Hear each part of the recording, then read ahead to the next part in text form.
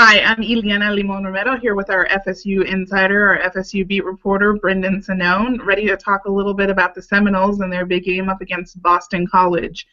Brendan, every game is a big game at this point for Florida State. Boston College may not be the highest profile opponent, but the Seminoles are number 3 in the college football playoff rankings and are gunning for that perfect season to lock in their space to compete for another national title. So going into this one, let's take a look first at the offense. What does FSU need to do on offense in this one to make sure that they are successful and win this game? Well, it's becoming a trademark of a Steve Addazio coach team is that Boston College is physical on defense. They have a bunch of big guys up front. Defensive linemen that are about 6'6", 6'7". I think they have one that's 6'9", and it's the number 4 ranked run defense in the country. So Boston College is physical and is going to give Florida State fits in the trenches. Now the Seminoles have adjusted their offensive line in recent weeks to get a little bit bigger. They moved Roderick Johnson to left tackle. He's a true freshman, and then they moved Cam Irving from left tackle to center. So that's to kind of get bigger, put a bunch of 6'6", 310, 20-pound guys against bigger run defenses like Boston College and in coming weeks Florida. So FSU really wants to start emphasizing the run a little bit more. They haven't been able to in recent weeks because they've gotten behind, have had to throw more. But I think against Boston College, Florida State's going to need to show that it can at least have balance and run when it needs to pick up short yardages on third down and in the goal line. So kind of what it's been the formula all season. You're going to rely heavily on Jameis Winston and that passing attack, hitting big plays with the air, but you want to balance it out at least a little bit against a pretty formidable run defense that Boston College has. Excellent. And then on the other side of the ball, the thing that really seems to stand out from Boston College has been the play of Tyler Murphy. He's a Florida Gators transfer. What do the Seminoles need to be doing to be successful against Murphy and the rest of that offense? This is the second time this season that Florida State has played a Florida transfer that's actually ended up looking pretty good in the ACC. Earlier this year with Jacoby Brissett at NC State, but Tyler Murphy actually leads all quarterbacks in the country in rushing yards. I think he is at 1,011, something like that right now.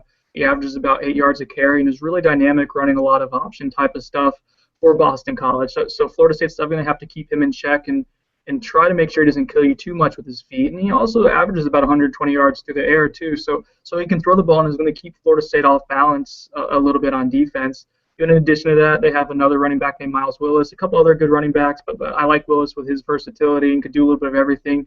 Addazio likes to do all kinds of formations where on balanced power running attack, we'll have 6 guys lined up on one side of the center to kind of overpower teams. That's what they did against Florida State last year. They do a lot of throwbacks, a lot of trickish plays anyways. It's not going to be too fancy, but a lot of misdirection stuff to try to get Florida State off balance. That's what Boston College does well, and they're going to stick to it with an extra week of preparation. They had a bye week last week. Expect them to throw a lot of stuff at Florida State's defense. What are some of the intangibles coming into this matchup? You've got the offense and defense. You need the Seminoles to play well on both sides of the ball. Anything else stand out in this one? For Florida State, all season you want to say this team has struggled getting behind early, and looking back, Ileana, it was a year ago that Florida State went up to Boston College and got down by a couple scores in the first half, was able to overcome that deficit by the end of the half, and then didn't trail until late in the season in the national championship game.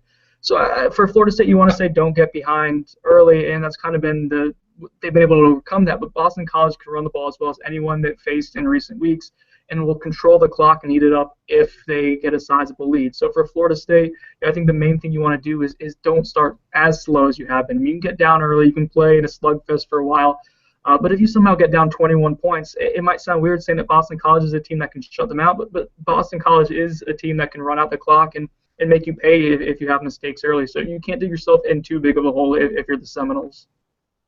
All right, with Brendan Sonnone, I'm Ileana Limon Romero. Be sure to be checking out Brendan's work on OrlandoSentinel.com, and thanks for joining us.